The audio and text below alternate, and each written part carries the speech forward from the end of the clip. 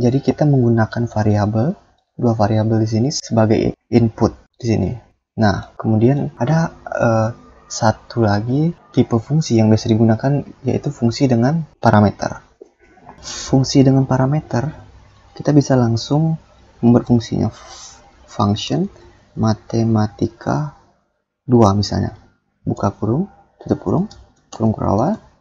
Nah, ini bisa teman-teman komen dulu seperti ini. Ctrl/. Kemudian, nah, fungsi dengan parameter itu, kita memasukkan parameter ke dalam buka kurung ini. Misalnya, parameternya adalah nilai 1, nilai 2. Nah, jadi ini bisa teman-teman copy saja. Di blok, kemudian Ctrl/ lagi. Coba kita run dulu. Sudah kosong. Kemudian kita eksekusi fungsinya. Matematika. Nah, seperti ini. Kalau ini kita hilangkan, misalnya, maka yang muncul di sini adalah NaN. Kalau seperti ini, jalankan, maka akan muncul error seperti ini, katanya nilai 1 tidak didefinisikan. Ya, karena ini kita komen. Nah, karena ini fungsi parameter, kita tidak perlu menggunakan variabel seperti ini untuk dijadikan input untuk mengeksekusi fungsinya. Tapi kita bisa mengganti di sini dengan nilai 1, misalnya 2. Kemudian nilai 2 sama dengan 2. Jika dijalankan, nah, hasilnya sama dengan yang sebelumnya ya. Jadi, bedanya kedua fungsi ini adalah di sini kita menggunakan variabel sebagai input, nilai 1 dan nilai 2. Sedangkan yang di sini kita menjadikan nilai 1 dan nilai 2 sebagai parameter. Jadi, untuk mengeksekusi fungsi matematika 2 ini, kita perlu dua parameter, yaitu nilai 1 dan nilai 2. Makanya di sini ada dua nilai. Ini untuk nilai 1, ini untuk nilai 2. Nah, untuk nama parameter ini bebas. Misalnya kita ganti dengan A, ini B. Ini juga harus diganti. A, kemudian ini B.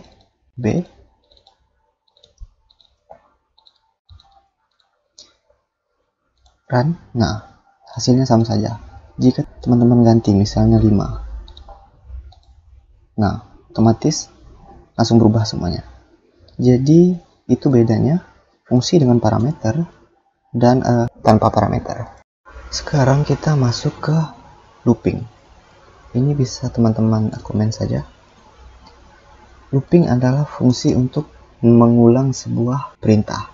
Nah, kalau saya tanya bagaimana teman-teman bisa mencetak angka 1-3, bisa saja seperti ini. Misalnya var A sama dengan 1, var B sama dengan 2, var C sama dengan 3. Kemudian cetak A, cetak B,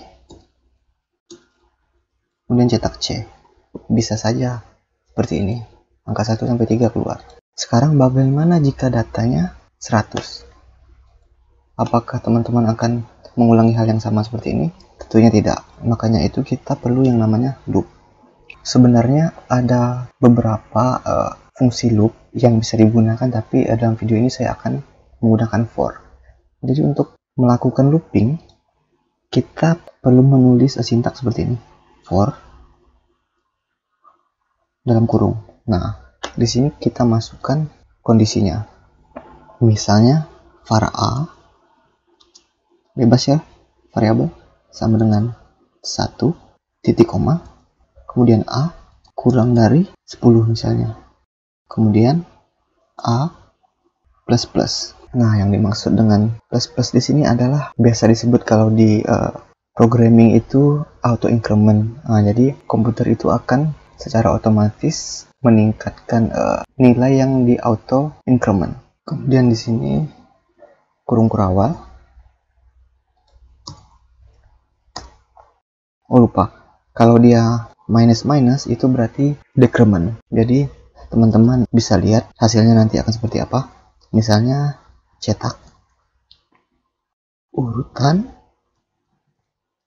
ke titik 2, kemudian tambah spasi, tambah lagi. Nah, yang akan kita cetak adalah A ini.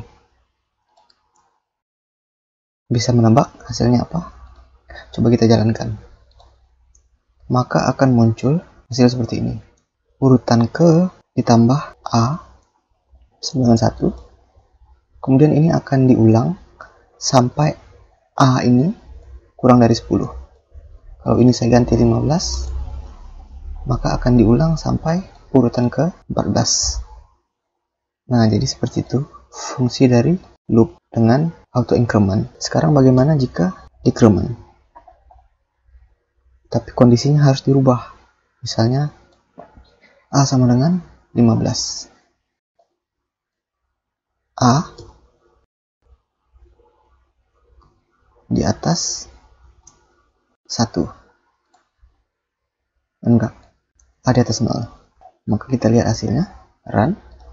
Nah, maka ini terbalik. Yang dicetak itu pertama kali adalah 15, terus otomatis mengecil sampai ke 1. Nah, itu bedanya increment dan decrement. Nah, jadi itu konsep dari loop di JavaScript. Sebenarnya ada satu lagi yang menurut saya sangat penting, itu namanya adalah array.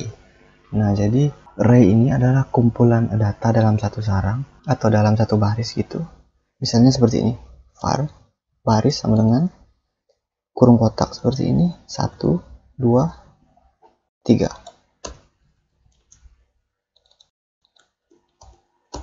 Maka yang muncul adalah angka 1 sampai 3 dengan indeks. Nah, seperti ini.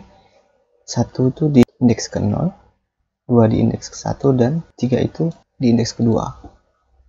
Pada dasarnya, citra itu adalah array 2 dimensi. Penulisannya seperti ini. Misalnya kita kotak dulu yang ini, kemudian koma, kotak lagi, 4, 5, 6. Ini bisa di enter saja. Maka akan muncul hasil. Nah, seperti ini. Ini adalah array 2 dimensi seperti citra penginderaan jauh, tapi saya masih belum tahu apakah ini nantinya perlu saya jelaskan atau tidak, tapi nanti kita lihat sambil jalan. Jika perlu nanti akan saya buatkan video sendiri. Nah, saya rasa video kali ini kita cukupkan sampai di sini, dan saya harap teman-teman sudah mulai mengerti lah sedikit demi sedikit tentang coding, khususnya JavaScript. Jika teman-teman ada pertanyaan bisa tulis di kolom komentar. Ini jangan lupa di save ya. Ini dihapus saja. Teman-teman juga bisa memberi penanda di sini, misalnya pengkondisian, kemudian di sini fungsi tanpa parameter, kemudian ini fungsi dengan parameter, looping atau pengulangan. Nah, seperti itu. Jangan lupa di save. Sekian.